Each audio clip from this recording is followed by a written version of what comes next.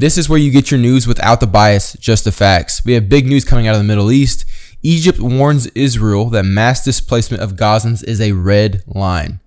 The displacement of Palestinians from the Gaza Strip is a red line, and Cairo will not allow any party to risk Egypt's national security or sovereignty, the Egyptian foreign minister said on Monday. So we have Israel and the Gaza Strip, and Hamas is inside the Gaza Strip fighting against Israel, and Israel has recently said we're going to officially take over the rest of Gaza Strip, especially Gaza City. We're going to come in, and then we're going to take the Palestinians that live there, move them to another place, Arab countries or wherever else, and we're going to kind of bring stability to that territory, and then eventually we're going to bring the Palestinians back in, and we're going to have another Arab country or some other party govern that territory. And there's been a lot of conflict, a lot of controversy around this discussion, whether Israel will do that and whether Israel should do that. The foreign minister of Egypt said that we will not accept it, we will not participate in it, and we will not allow it to happen.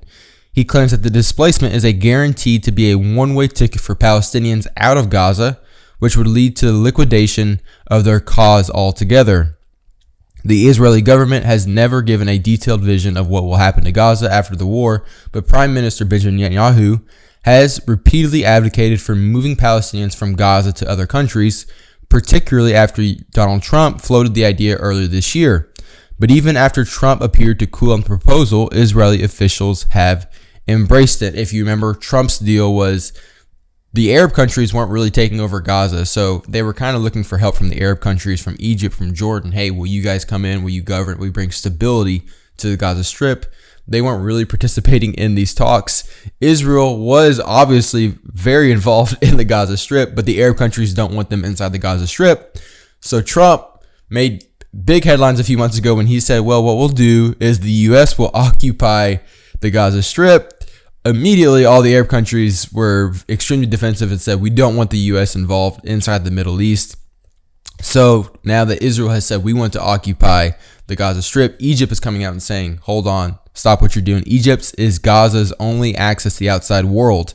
As Israel has blockaded the territory from the land, sea, and air, Cairo has come under intense pressure to alleviate the suffering of Palestinians and has repeatedly blamed Israel for blocking aid as thousands of trucks remain stranded at its border. Asked whether the war places the Egypt-Israel peace treaty at risk, they said that Cairo is respecting and honoring its commitments according to the peace treaty, but added that any kind of displacement would be a big risk, and we will not allow any single party to risk our national security and our sovereignty in our border. Now, the flip side of this is Egypt is saying Israel is doing these things. The flip side is that Egypt really hasn't helped a lot with the Palestinians. They've kind of they have this wall up, this border, and they're not really letting the Palestinians inside the country. That was a few months ago. If the Israelis manage to displace them, I can assure you that that will be the end of the Palestinian cause. Egypt was the first Arab nation to recognize Israel in 1979. Years and years ago, Egypt and Israel were at huge war, and it was amazing that they even came to a peace deal. And it's a big deal for the Egyptian leader to be saying, hey, what you're doing now could risk our own peace if it puts any risk to our sovereignty in our country.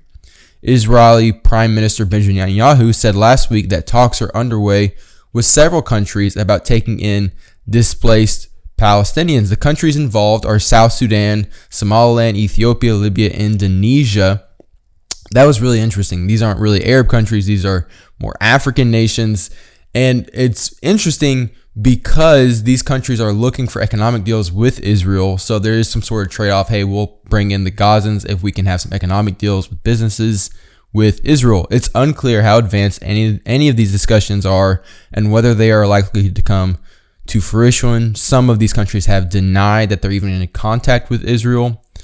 The Egyptian prime minister said that while Egypt maintains contact with Israel on the security and intelligence levels, it hasn't seen a desire from the political establishment to conclude the war.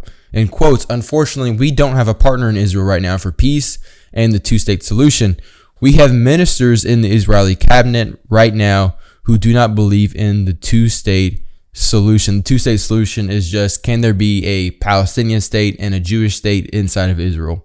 Israel's far-right ministers, including National Security Minister and Finance Minister, have called for an expansion of the war in Gaza and the immigration of Palestinians from the enclave, which critics have said amounts to ethnic cleansing.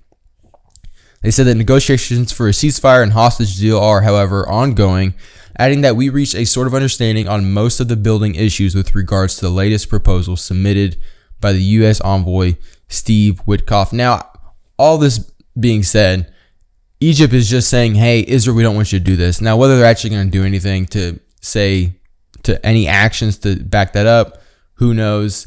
And it could also be that Egypt is just saving face with the other Middle East countries and saying, hey, look, we're standing against what we disagree with Israel. We're standing against them. We're saving face, but we don't really want to be involved. Up to this point, Egypt really hasn't wanted to be involved with this conflict on either side that much. We will see what happens. What's your opinion? Do you think that Israel has reason to send Gazans outside of the Gaza Strip, or do you think that Israel should keep them there? What's your opinion? Put your opinion in the comments. Don't forget to like, subscribe, share with a friend. I'll see you next time.